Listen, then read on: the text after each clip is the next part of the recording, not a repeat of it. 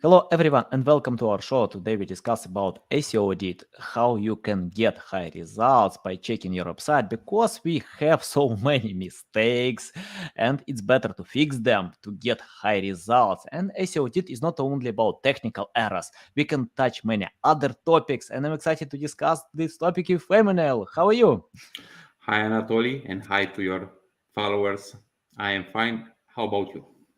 Yeah, I'm doing great. It's a big pleasure to meet you again. I remember that you shared a lot of value with my audience in the first time. Before we start, remind about your self-experience, background, and I know that you are going to launch an SEO course. I want to know more about that. Thank you so much. So my name is Emanuel Petrescu, Emanuel P. I'm an SEO campaign manager. I've been working in digital marketing for the past 10 years. I like to say 2 or 3 years, but it's have been 10 years, so I'm getting old. For the past 3 or 4 years, I focused exclusively on SEO, but I help and consult on many aspects as well as social media, email marketing, content creation, and so on. And for the past 6 months to a year, I've been focusing a lot on SEO audits, where I try to build my expertise. I like to think that I did. And also, I want to share some of the knowledge and things that I've found through a course. I don't have anything ready yet. It's just the curriculum laid out already, and I did make some progress. And hopefully, by the end of the year, we'll have it ready for to view and to access. Mhm. Nice, nice. Okay, cool. I think we have a bunch of SEO course. Can you tell what kind of value can we get from your course? Because if you search on Google, you can find many courses. Some of them are recognizable from branding, SEMrush, Ahrefs, many other brands. Can you tell what is the main difference if the audience will buy your course? What kind of value they can get? Sure. Thank you for that questions. As you said, if we search for SEO audits, courses, templates, we'll find at least a million of templates and so on. Mhm. The difference is that I'm gonna show a hands-on audit of how to audit a website, Mhm. and we are going to focus on the most important metrics and what an SEO audit can bring to the client. What kind of value can it bring to the client in order to make those tweaks and those changes, and you'll be able to learn to make those recommendations so that your client's business will grow. That's a long story. Most of the other courses are, and as you said, they are great courses, but most of them focus and talk very general, broad theory and so on. And I would like to, get my hands dirty on actually auditing a website that reflects most of the businesses, because small and mid-sized businesses don't have, for example, millions of pages or other types of content that you need to focus on. Just probably most websites have 100 to 200 pages, right? The small and mid-sized businesses websites that actually produce and are the backbone of the economy. So we're going to focus more on what can, after that course, what value can you bring to your clients through an SEO audit that works. Mhm. Okay, let's talk about an SEO audit because I think it's very important to know how to fix your website. Can you tell where to start? For example, I have a website and something is wrong. I don't know what's going on. Can you tell what is the first step to analyze my website? I have a saying, I like to be audited, said no one ever. Even if it's financial or marketing or SEO, the word audit doesn't sound so appealing. And again, an web SEO audit doesn't apply to all the websites. Nevertheless, everything starts with a good, thorough review of where we are, and an audit can bring that up. Technical, content, and overall the user experience in terms of all the, not just the technical aspects but the user experience overall. So these things might be brought up through an audit, not just the website but overall how Google sees you, your brand, your company on the search results, because we know branding is important, local SEO is important as well. So all of these are also factors that we should take into consideration, especially for a small to medium-sized business that actually operates somewhere local, right? So Yeah. yeah. I can't avoid one question because I can see on your background so many books. Can you tell why you have so many books and what is your favorite? Thank you so much for that question. Well, I like to read. I spend a lot of time reading, and there's not just one favorite book, but I've recently been impressed by rereading Dune. Dune is a very famous sci-fi novel, and it's actually the first book I've read in English. I was somewhere in high school. I'm from East Europe, so it's one of the first book I've read in English. And I've recently seen the movie, the new 2021 movie, and I said to myself, okay, let me reread the book. I don't usually spend much time rereading books, but this one was an amazing experience. And I've realized how much it influenced my life and also the what we're consuming, TV, movies, series, and so on, how much it influenced. So I highly recommend reading or rereading Dune, even if you're not a teenager as you were when you first read it, or most people. Okay, nice. If you have the link to this book, share on this Sure. private chat. I'll share with the audience. Guys, you can find all this link in the description below.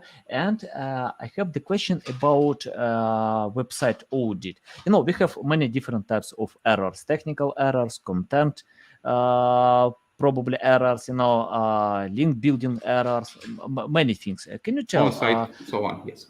Yeah, share more about website audit, even user experience audit. Uh, where to start? From technical errors, UX errors, or analyzing your backlinks compared to competitors? Yeah, just from your perspective. I'll first start by saying that your website doesn't need necessarily to include errors to be audited or to do an audit. The content audit is as equally as important. As we know, meta description, title tags, H1s, and content overall that's always a good opportunity to work on them and improve them and change them and tweak them and to experiment. In terms of technical aspects, there are certain types that you need to do one thing one time. You find the error, you fix it. Something is blocked in the robots file, or the sitemap has I don't know what kind of issues. I can't think of anything at the moment, but all those things. So once you fix that, we can move on. But if every business and every website is very specific, so there might be a widget that is creating some errors. There might be a conflict between some form of plugins or a form that the client really wants it there, right? So all these things you can help visualize the overall. I like to call it a holistic approach, and from that you can extract and conclude what actions you could specifically take to improve overall the performance of the website, because of course we all know and we heard about page speed, about all those things as well. Okay, you mentioned about page speed. I'm interested more about that because when I check out any page on page speed, I can see a bunch of errors, 100 errors, and I don't know what to fix, especially if you have limited resources. And on WordPress, it's much simpler. But if we are talking about Shopify, Wix, or any other CRMs, it's hard. Can you tell how to find critical errors that you must fix, or anything else related with that? Because I want to clarify why I'm asking about that, because I had a client, and when I asked him what he did it for a week, and he replied to me, I fixed some technical errors. I submitted alt text for the pages about us, contact, and something like this. I told him, why are you doing this? We have many other things more critical that we need to fix, and we are not going to rank contact or a page about us on Google. These pages are important just to build more trust, or to communicate with your customers.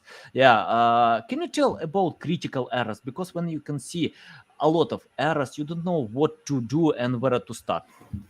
Prioritization is important, right? And you said not sometimes you all have limited resources. All the time you have limited resources. You will always have them, right? Out of all those million templates that you'll find. Many of them are good, and it's always recommended to work with a template. Based on that template, based on your needs, based on your clients, and once you develop the experience, you can start tweaking that template.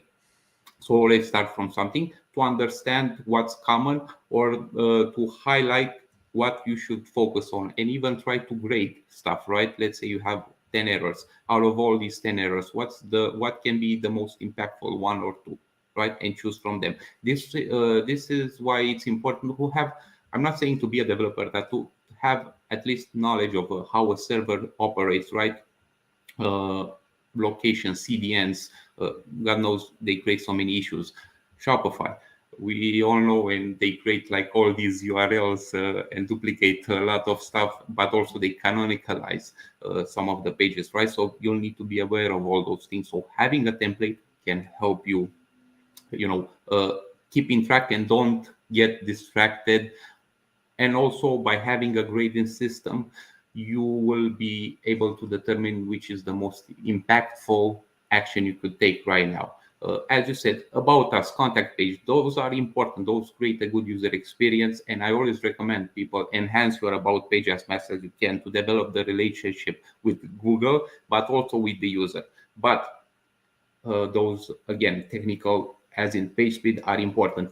Once you start doing a couple of them, or if you are familiar with the platform, WordPress, Shopify, Squarespace, and so on, you kind of like know also that they have certain problems that tend to repeat, or let's say out of 10 websites that you audit on WordPress, 8 of them have the same theme, right? That by default creates this error. So you kind of like develop a sense of where it's going or what you could do right now to simply make an impact on your clients or on the website that you're working on. And I think we all been there when a website was pushed live, and through your expertise you discovered that it had the no index tag checked. So you, by simply removing that, in a matter of even days or weeks, you start seeing some improvement in terms of organic traffic, right? So similar to that, similar to those things that you have developed through experience, you get a sense of what's working and where you should focus your attention on from the start. I have the question about critical errors that web developers can't fix. Do we need to fix them? If we can't, we have two options: to find other web developers or skip it, forget. Because for example, when I check out websites in the top 10, I can see many of them have these technical errors. They can't fix them, but they rank well. They have this traffic. What do you think? It's better to search for web developers who no magician, can fix everything, or just skip it and pay attention to other critical errors. When you mentioned the word critical, that sounds very important. So I wouldn't completely skip them as well. Obviously, I don't see the fact that, for example, the page speed score is low being a detrimental factor in ranking, right?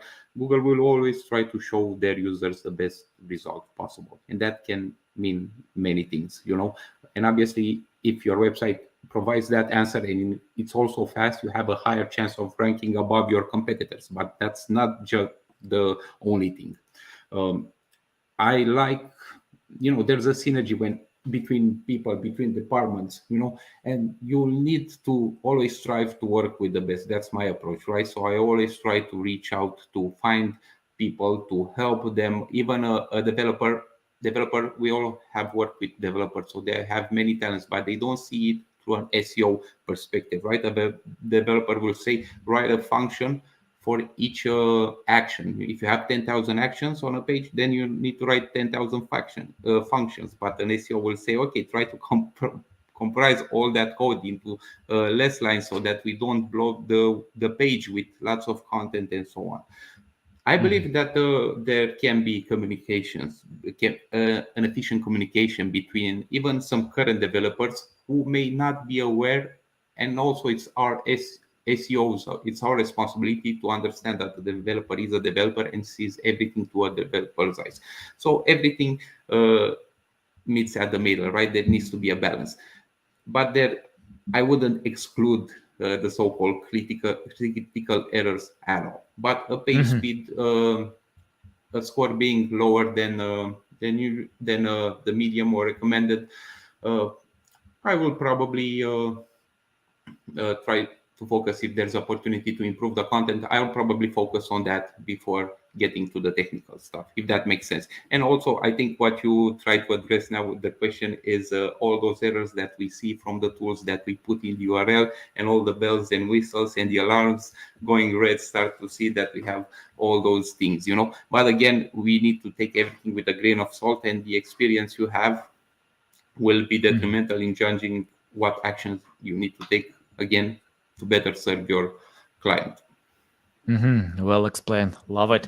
Okay, tell me, how is important green line when I can see this green line on page speed insights? Do we need to have this green line? Some people are crazy about that. They want to get 100%. Please give me 100%. What? No, it's hard. 100%. That means you need to have only text on your page without any multimedia, with any blogs. It's hard, but Not even that, because all the aspects, right, play a factor. The server is important. I mean, I'm amazed by some people who pay like $20 a year for hosting, but they want to rank something better, right? And whenever you have a website, you have some errors, and you make a recommendation, hey, move to a premium hosting, and all of a sudden 80% of those errors magically disappears, right? Your expertise as well. It's important to have the green light, and you always strive to make your website load faster and so on. But we need to remember what's the goal, right? Every campaign, and that happens at the beginning of your collaboration with the client, you'll need to ask him that question. What do you want to achieve? Most of them will say, I want to make more money through my website. That's simple, right? So more business, more growth. That means also measuring, right? When you place a measuring tag, although it's Facebook, right? Retargeting, analytics, those, for example, slow down the website. So you can tell him, okay, we can remove that tag and gain 10%. Gain our page 10%. The downside is that we won't be able to report on how many people click that and so on. Obviously, I'm giving a general broad example, but I hope that makes sense.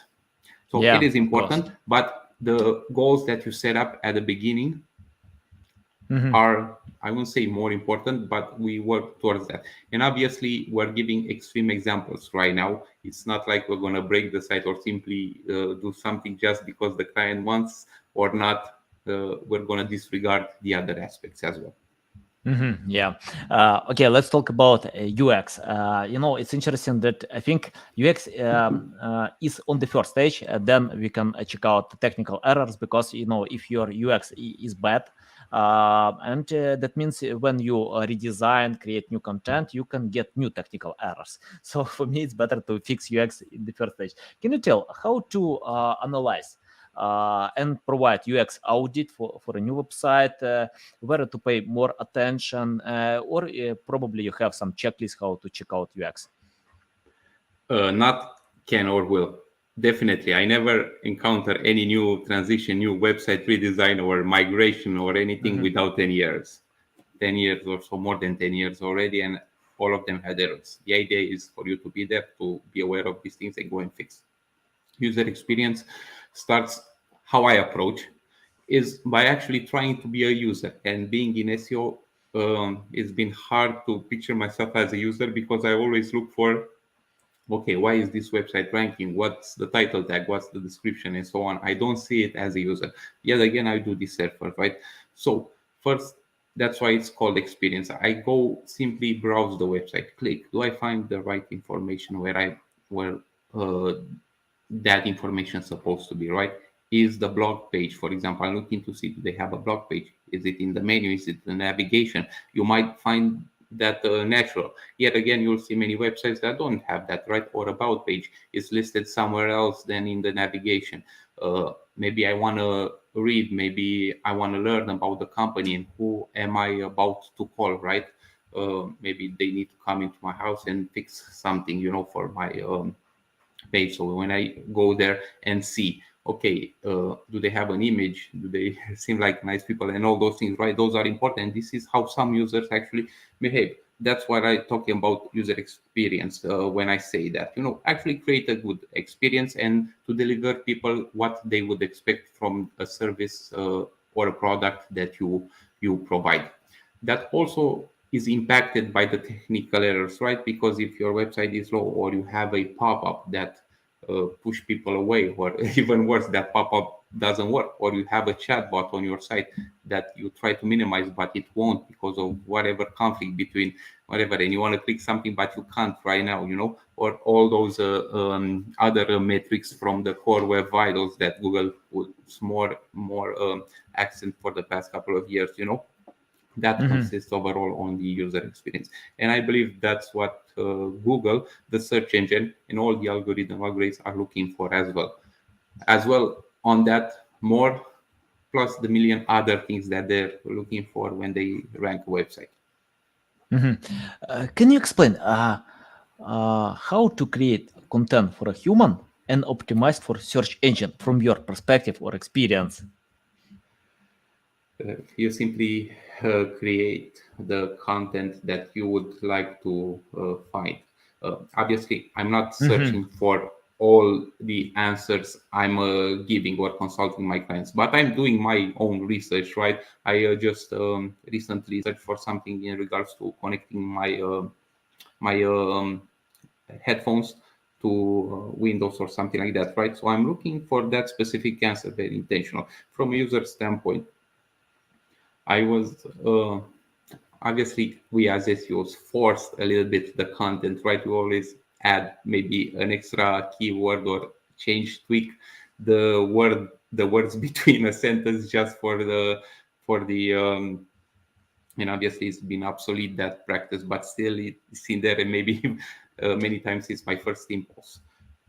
Always, and I tell my clients and the people I consult with, always talk to the people, always try to provide the information, try to reflect on your website your business, right? If you have a special tone or a special voice or a special way of delivering content, then try to reflect that on your website. Why is that? Because as we know, the search engine becomes more and more, I won't say human, but becomes more aware of these things. And I have seen this accelerating for the past year or so since we have seen in the pandemic. I believe the SERP has changed significantly, obviously being more dynamic, seeing different types of results, more local, more videos, right? More different other results that we were used to, and at accelerating rates. But also seen that they deliver more of the results that I was actually looking for. And even let's say I was looking for something and I got a feature snippet. Sometimes I get that information, but sometimes I need to go and click to see actually, is this a trusted source and so on. And I found that those sources become more and more relevant and have been for the past couple of years. And a couple of months actually, and I believe you have noticed this as well. Yeah, love it, love it. I agree with you. Because Google cares about people, so robots can serve people. When you create content for search engines, ignoring people, you can't get high results. That's why I usually tell my clients, create content for a human and forget about the search engine. Just forget. No Google, no Bing, no any other social media. Just create content for a human. Then you can optimize for search engines when you have content, when you have this draft, just to add keywords in your title, description, probably in H1 or subheadings. You can do it to create the structure, but when you have content for a human. So yeah, I love it. First Can you tell more about meta optimization? How to create meta that will give a strong reason to click to your content on this top 10 results? Here, everybody needs to put his creative hat. Now, Google, as we have heard, chose to display different title tags and meta descriptions for the past. They always display different than the one the website provided, but for the past, I believe, a year or so, they have chosen more to show more and more what they believe it should be featured there, and with some errors. It's as said previously, titles and metas, I look at them as an ongoing opportunity to improve and to see what works.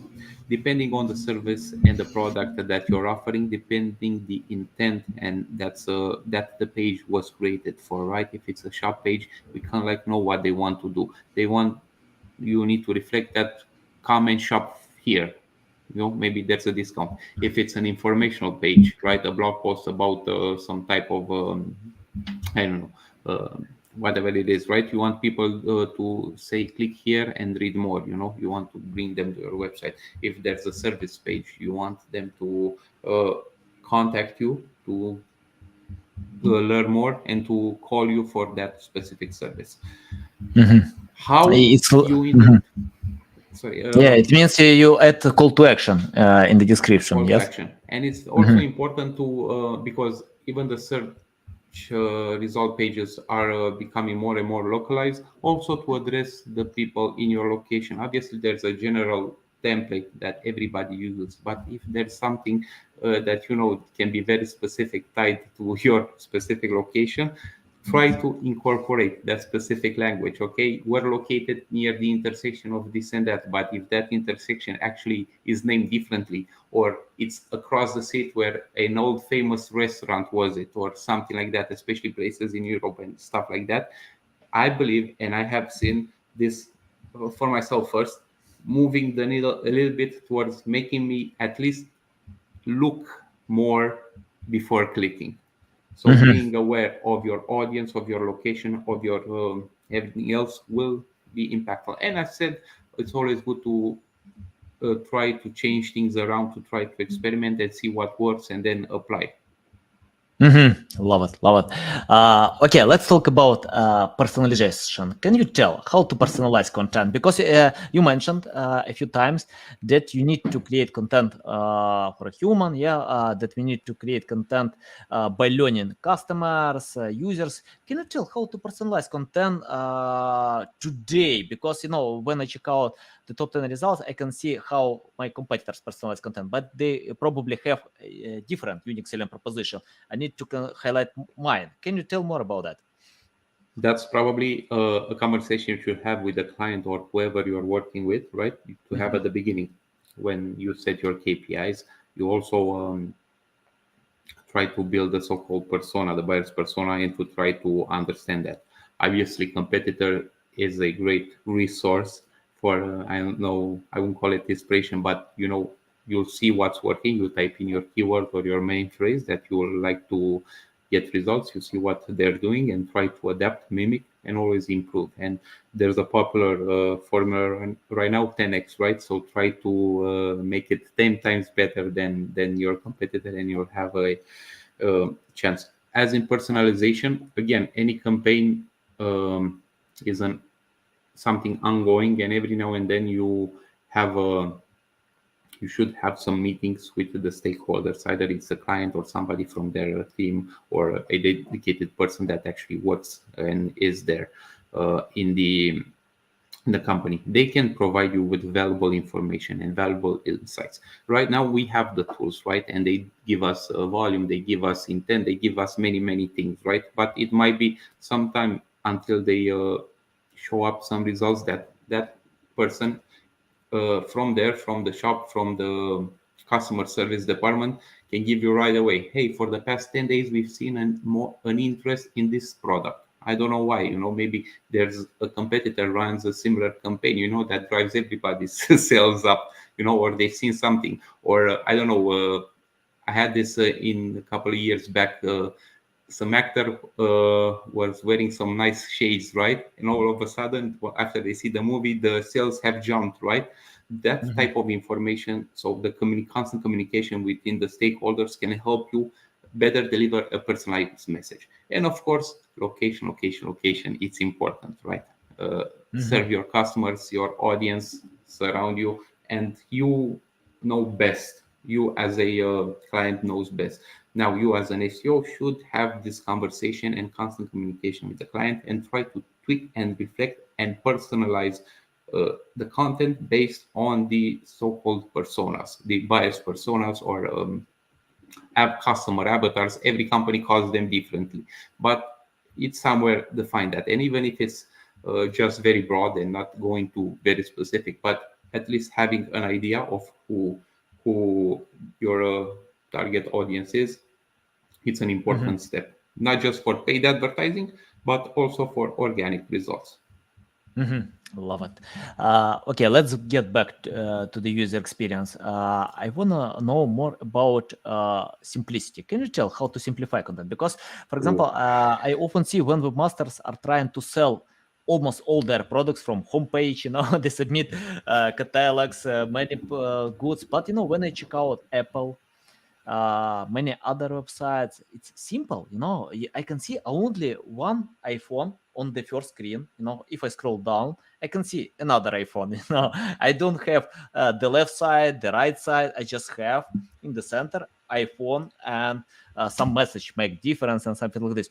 Can you tell how to simplify content when websites wanna sell? Actually, they wanna sell, but if they don't submit their products, they can't sell. What do you think about that? I haven't worked on websites such as Apple.com or Samsung and so on. Obviously, branding is important as well.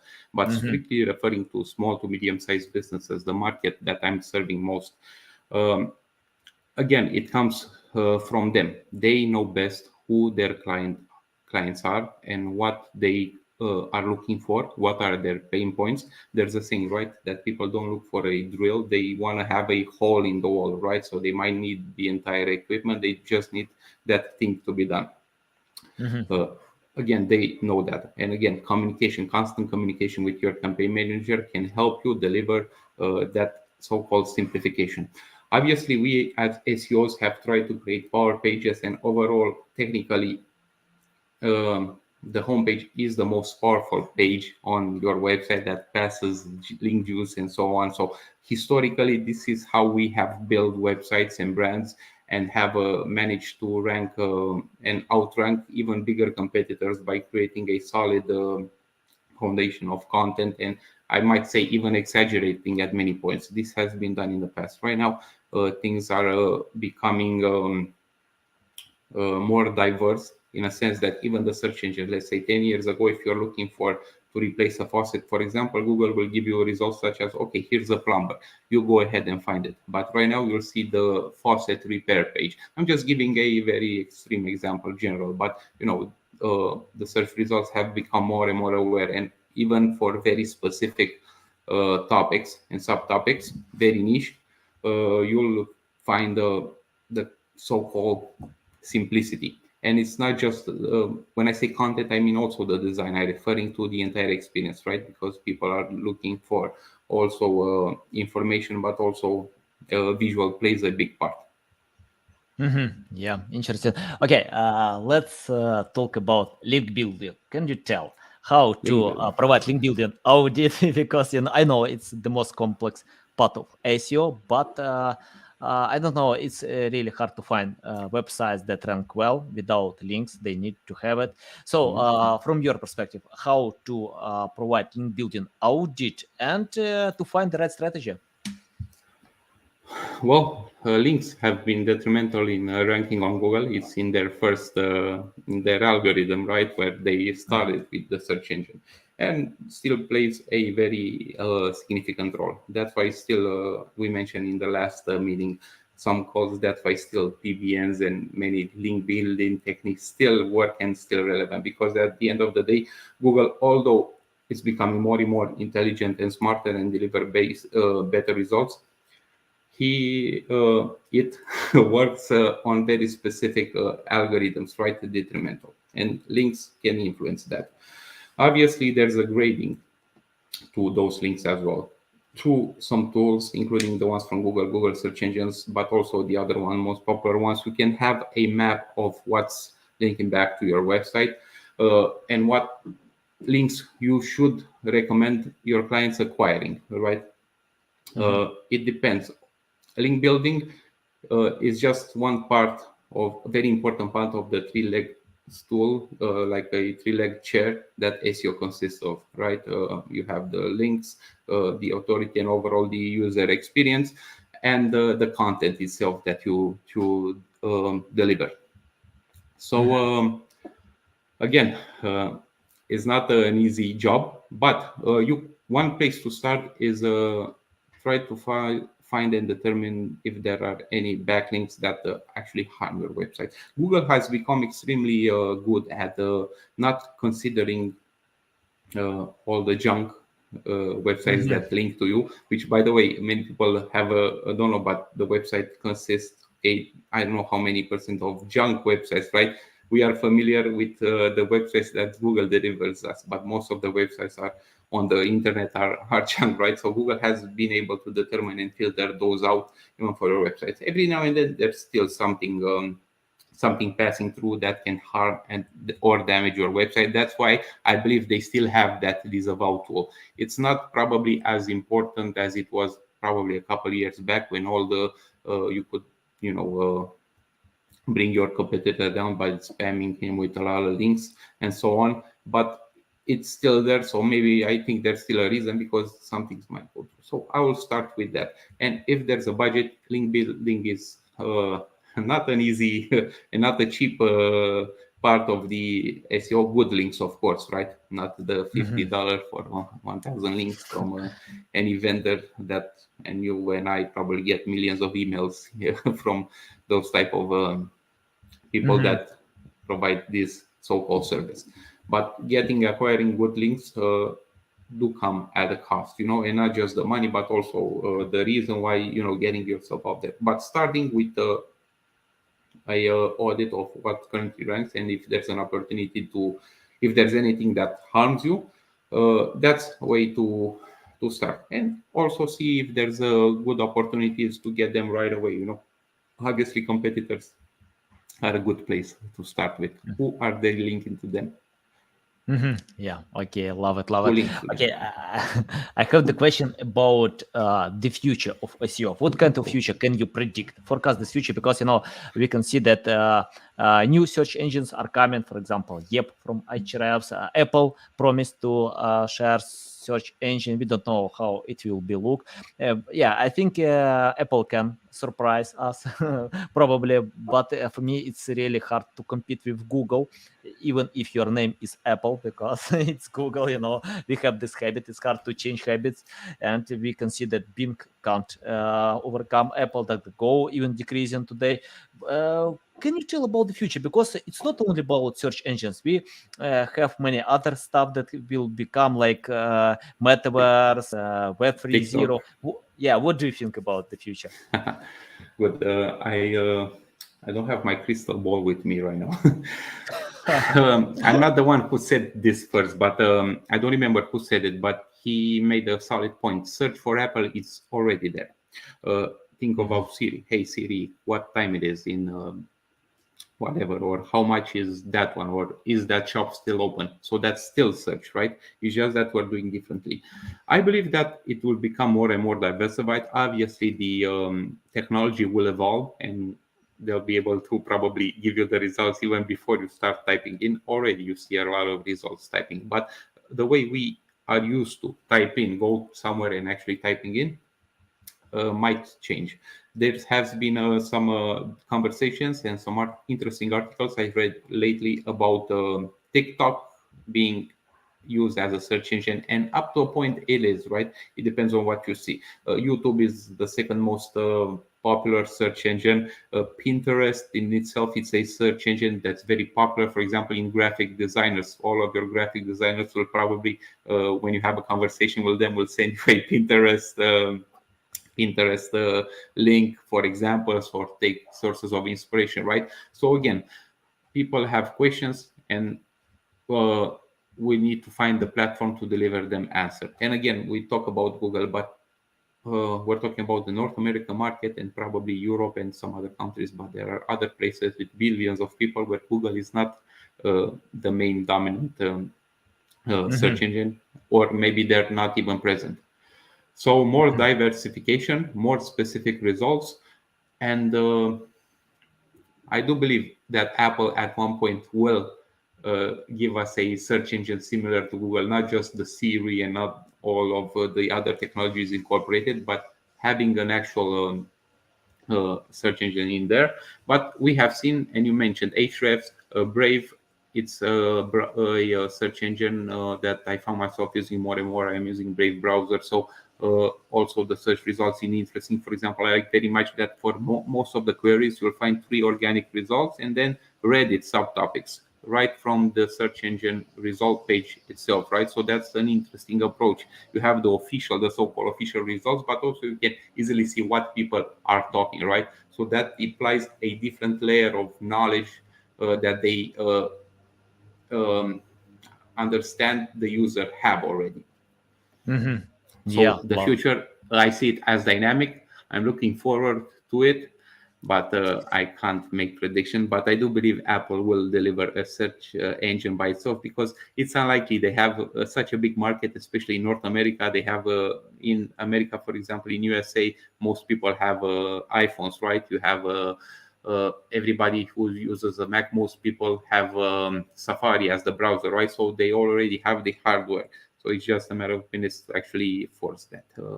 Yeah, yeah. I I believe. I wanna see how Apple can tell Google, I don't need your $15 billion to be default search engine in Safari.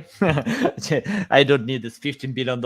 It's like 10% of all Google revenue. It's a lot, by the way. Oh, So we will see. It's interesting to check out. that's the beauty of competition, I guess. And that's Yeah. what drives both companies to create better services for their users. Because they want them on their platform. Yeah, but that's cool.